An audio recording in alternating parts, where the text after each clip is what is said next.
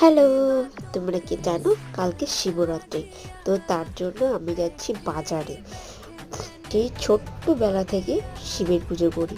তো মা আর আমি বেরিয়ে পড়লাম বাজারের উদ্দেশ্যে। দেন দেখি যে বাজারের ওখানে যে শিব মন্দিরটা আছে ওটা বেশ সুন্দর করে সাজিয়েছে।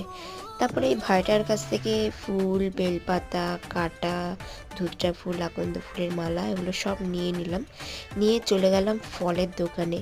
তো ফলের দোকানে অনেক কিছুই নিলাম, শসা, লেবু, কলা, কুল সবই নিয়েছি।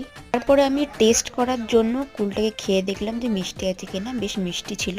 তারপরে হাঁটতে হাঁটতে চলে গেলাম বাড়ির পথে। ওখান থেকে যাওয়ার সময় মিষ্টি নিলাম। আর এখানে আমার মিষ্টি দেখে রিয়াকশন ছিল ঠিক এইরকম, যে আমার জন্য মিষ্টি নেওয়া হচ্ছে, বাড়িতে গিয়ে মিষ্টি খাবো মাকে বললাম।